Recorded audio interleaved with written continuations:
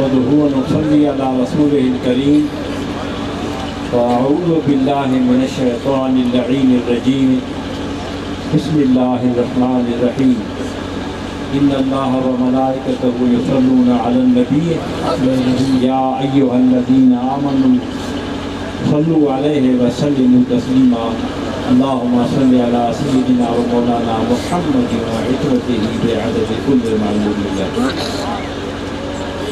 جناب حضرت قبلہ محبوب المشائخ سبحان اللہ صاحب دامت برکاتہم العالیہ حضرت جناب حضرت قبلہ حسنین فاروق شاہ صاحب دامت برکاتہم العالیہ سبحان اللہ. بلکہ نام لینے لگوں تو تمام حضرات جو آپ تشریف فرما ہوئے ہیں ہر ایک میری آنکھوں کا نور ہے. اللہ سبحان اللہ. جس طریقے سے ابھی ان برخوردار نے تقریر کی کہ اگر کوئی یا رسول اللہ کہے، رسول اللہ سے کوئی محبت کرے، اللہ وہ بے شک ریڑھی لگائے. سبحان اللہ. لیکن میرے جیسے کئی سید و سادات کی شان پہ قربان. اللہ سبحان اللہ. میں یہی کہتا ہوں کہ حضرت مجدد الفسانی رضی اللہ تعالیٰ عنہ جو کہ میرے چودھری پشت میں جاتا ہے، اللہ سبحان اللہ. پھر ان کے فرزند قیوم دوم حضرت امام محمد معصوم عروۃ الوثقی رضی اللہ تعالیٰ عنہ، سبحان اللہ. ان کی اولاد میں سے ہم معصومی سرحدی ہے. یہ ان حضرات کی مہربانی ہے کہ حضرت مجدد الفسانی رضی اللہ تعالیٰ عنہ کی ذات بابرکات کو خوش کرنے کے لیے جس طریقے سے ابھی فرمایا کہ بیٹے سے جو محبت کرے گا تو باپ راضی ہوگا. اللہ سبحان اللہ. اور آپ حضرات کی محبت دیکھ کے مجھے بہت خوشی ہوئی اور اس پہ حافظ شیرازی کا ایک شعر یاد آیا کہ ازیں افیوں کے ساقی در میں افگند، ازیں افیوں کے ساقی در میں افگند، حریف آران سر ماند نہ دستار. سبحان اللہ. ظاہری طریقے پہ اس کی معنی یہ بنتی ہے کہ ہمیں ساقی سرخ رنگ کی شراب پلا رہا تھا، اللہ وہ پلاتے پلاتے ہم مدہوش ہی تھے کہ ساقی نے اس کے اندر افیون ملائی. ایک طرف اس شراب کا نشہ، دوسری طرف افیون کا نشہ، تو دو نشے مل کے میرے جسم میں داخل ہوئے. ہمارے جسم میں داخل ہوئے تو حریف آران سر ماند نہ دستار. پھر ہمیں پتہ نہیں لگا کہ ہماری پگڑیاں کہاں گر گئی، ٹوپیاں کہاں گر گئی، بلکہ ہمارے سر پھٹ گئے، خون بہ رہا تھا، ہمیں پتہ نہیں لگتا تھا. یہ اس کی لفظی لغوی لفظی معنی ہے. لیکن حافظ شیرازی یہ کہتا ہے کہ ازیں افیوں کے ساقی در میں افگند، کہتا ہے کہ میرا یہ مرشد، اللہ سبحان اللہ. اللہ میرا یہ مرشد وہ اتنا کامل ہے، اتنا اس کو اللہ نے اس پہ کرم کیا ہوا ہے اللہ سبحان کہ اللہ. وہ اللہ کا نور ہمیں دکھا رہا تھا جو سرخ رنگ کا نور تھا. اللہ سبحان اللہ. اللہ کے نور کے رنگ ہوتے ہیں، سفید رنگ ہوتا ہے. جس طریقے سے ہم یہ قمقمے دیکھ رہے ہیں، بتیاں دیکھ رہے ہیں، مختلف رنگ دیکھ رہے ہیں، اس طریقے سے اللہ کے نور کے رنگ ہیں. جب اسباق میں اندر آدمی آتا ہے تصوف و طریقت کے راہ کا جو سفر کرتا ہے، اس کو پتہ لگتا ہے کہ وہ اللہ کے نور دیکھتا دیکھتا بلکہ ایک وقت ایسا آتا ہے کہ بندہ دیکھتا ہے کہ میں خود نور بن گیا ہوں، مجھ سے نور کی شعائیں نکل رہی ہیں. اللہ سبحان اللہ.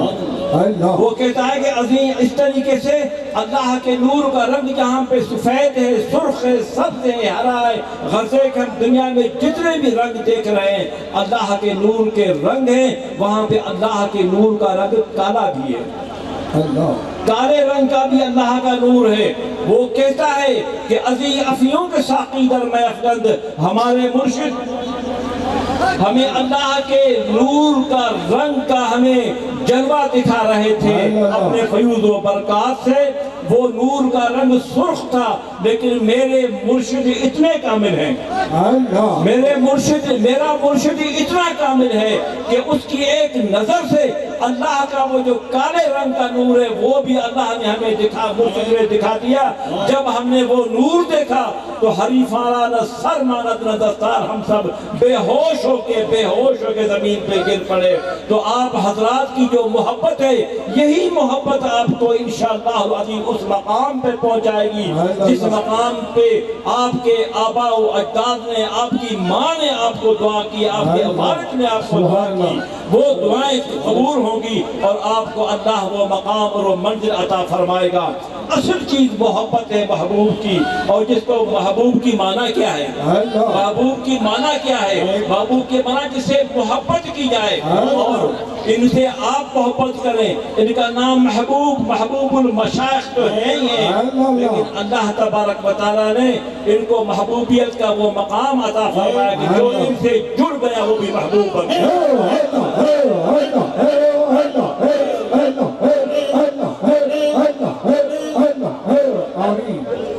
اور میری مصروفیات وہاں سے جب حضرت کا فون آیا اور حضرت مجدد الفسانی سے جو ان کی محبت ہے کہ مکہ شریف تشریف لے گئے، وہاں سے مجھے فون کیا کہ وہ آپ کو مری کی تاریخ یاد ہے؟ میں نے کہا حضور مجھے یاد ہے، میں انشاءاللہ حاضر دوں گا۔ میں نے کہا کہ پھر جب یہاں تشریف لائے دوبارہ بات ہوئی، تیسری مرتبہ بات ہوئی، اور حضرت صاحبزادہ حسنین فاروق شاہ وہ تو مہمان نہیں، وہ بھی میزبان ہے یہاں کے، ان کے بار بار ٹیلی فون، بار بار رابطے، اور میری فقط یہ دعا ہے کہ اللہ تبارک و تعالی ان حضرات کا سایہ آپ پہ، ملک پہ، ملت پہ قائم و دائم رکھے، اور محبت ان کی انتہا پہ چلے جائے۔ دعا یہ کریں کہ اللہ تبارک و تعالیٰ آپ کو ان کی محبت میں مجنون بنا دے، اور یہ محبت ہی ہے جو آپ کو لائے گی۔ لوگوں نے الحمدللہ دیکھیں، مجھے اتنی خوشی ہوتی ہے، سارے کے سارے لوگ بیٹھے ہوئے ہیں، سب اکثریت لوگوں کے متشرع ہے، نمازی ہے، ٹوپیاں سر پہ ہیں، امامے سر پہ ہیں، متشرع لوگ بیٹھے ہوئے ہیں۔ یہی کمال ہوتا ہے، یہی مرشد کی نگاہ ہوتی ہے، اور مرشد کی نگاہ آپ نقش بندی ہیں۔ آپ حضرات کو میں یہ کہوں گا، یہ آپ کو عرض کروں گا کہ آپ جب بھی بیٹھے آپ یوں سمجھے تنہائی میں آپ کی کمال وہاں ہوگا، اپنے مرشد کا، اپنے پیر کا تخیل اور ایسا رکھیں، ان کی شبیہ کو اپنے ذہن میں ایسا پکا کریں جیسے آپ جہاں بیٹھے ہیں کہ آپ کے مرشد، آپ کے محبوب سامنے بیٹھے ہیں۔ ہر وقت آپ یوں سمجھیں کہ آپ کے سامنے بیٹھے ہوئے ہیں۔ جب یہ آپ کا تصور ہو گیا، جب آپ اس کی چیز پہ قادر ہو گئے، جب آپ یہ دیکھنے لگے کہ ہاں ہم یہ دیکھ رہے ہیں کہ ہمارے مرشد وہ ہمارے سامنے کھڑے ہوئے ہیں، جس طریقے سے چور کی بات کی گئی، وہ چور ایک ان کی نگاہ سے وہ وہاں اس مقام پہ پہنچا کہ اس کو ہر طرف جہاں دیکھتا اپنے مرشد کی شبیہ نظر آتی، تو ان کی شبیہ جو اپنے ذہن میں آپ قابو کریں، یہی آپ کی محبت کی معراج ہے، یہی دنیا کی کامیابی ہے، یہی قبر کی کامیابی ہے۔ جس طریقے سے حضرت بادشاہ باقی باللہ صاحب رضی اللہ تعالیٰ عنہ کے حضور میں انہوں نے فرمایا کہ ایک میرا مہمان آیا ہے، کوئی شخص لے جائے، آج اس کو کھانا کھلا دے، اور وہ جب کھانا کھلائے گا میرے پاس لے آئے گا صبح کو، وہ جو مانگے گا میں دے دوں گا اس کو۔ اور وہاں پہ نان بھائی تھا، وہ آیا، اس نے کہا حضور یہ مہمان آپ مجھے عطا فرمائیں، لے گئے، رات کو ٹھہرایا، دوسرے دن پھر شام کو عصر کی نماز کے وقت پہ وہ نان بھائی آیا اور وہ مہمان بھی آئے۔ مہمان نے کہا کہ حضور میری بڑی خدمت کی، انہوں نے بہت زیادہ میری خدمت کی، بستر دیا، کھانا دیا، بڑا اچھا مجھے رکھا۔ آپ نے تو اس نے کہا حضور آپ نے فرمایا کہ جو کچھ جو مانگو گے وہ میں دوں گا، آپ دیں گے؟ آپ نے فرمایا ہاں میں نے وعدہ کیا ہے، میں وہ چیز ضرور دوں گا آپ کو، کیا چاہیے؟ تو اس نان بھائی نے کہا مجھے اپنے جیسا بنا دے۔ ایک فقط توجہ کی، اسی ایک توجہ سے اس نان بھائی کو کہنے لگے کہ اب بتاؤ کہاں میں آپ جیسا بن چکا ہوں۔ اور کامل مرشد کامل، لیکن مرید کی محبت ہو، عقیدت انتہا پہ ہو، تو انسان کے دل کے اندر ایک ہلکا سا کالا ایک نشان ہے. اس نشان کے اندر جس طریقے سے موبائل فون کی سم کے اندر بھی ایک ہلکا سا ایک نشان ہوتا ہے, اس میں پوری دنیا کی معلومات اس میں سمائی ہوئی ہے. اس طریقے سے اس خالق کائنات نے دل کے اندر ایک کالا سا ایک نشان کیا ہوا ہے جو مائکروسکوپ سے بھی دیکھنے میں نہیں آئے گا.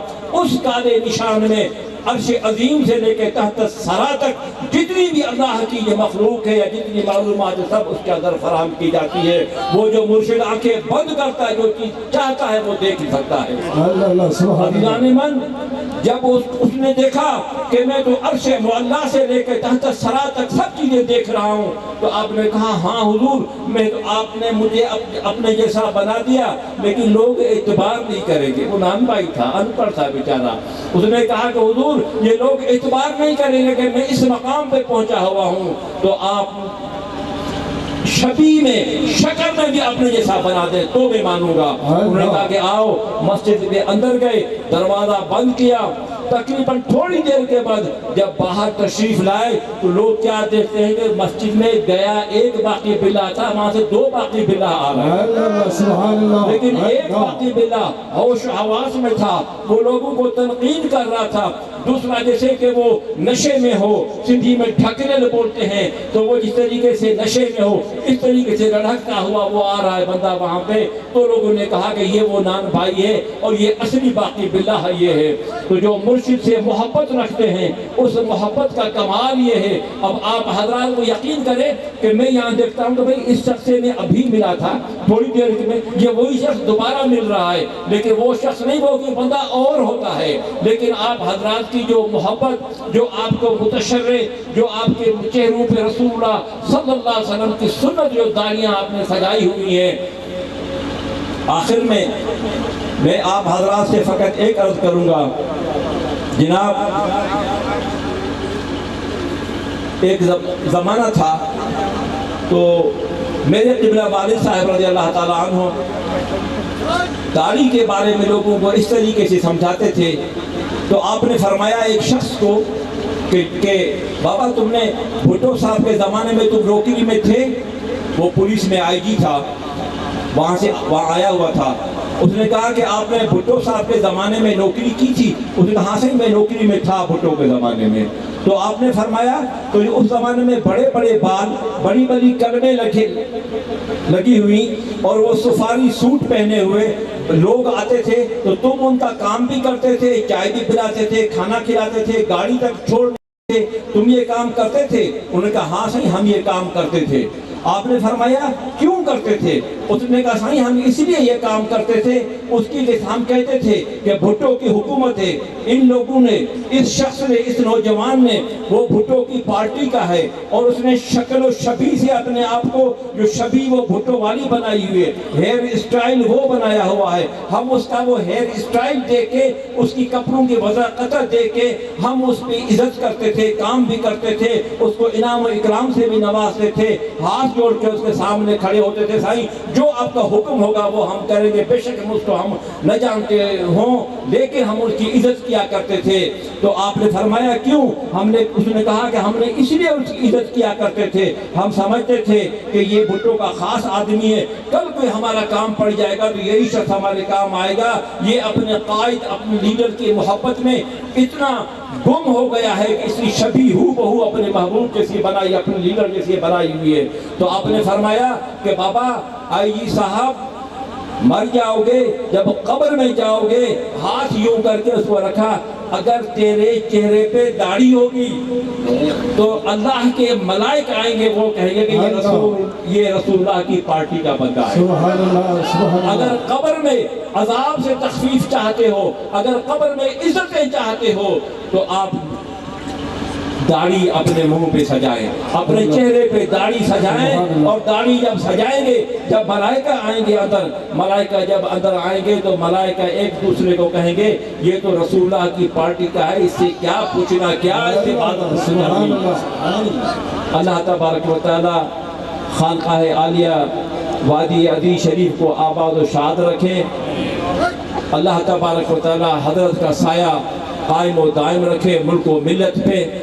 جناب اور حضرت چورا شریف کا فیض اور ان کے ساتھ متصل جتنی بھی خانقاہیں ہیں، میں دعا گو ہوں ان کا کہ اللہ تبارک تعالیٰ ان سب کا حامی حافظ و ناصر ہو، اور حضرت کی درازی عمر کے لیے بھی دعا کریں، اللہ پاک ان کا سایہ سب پہ قائم و دائم رکھے۔ وآخر دعوانا الحمدللہ۔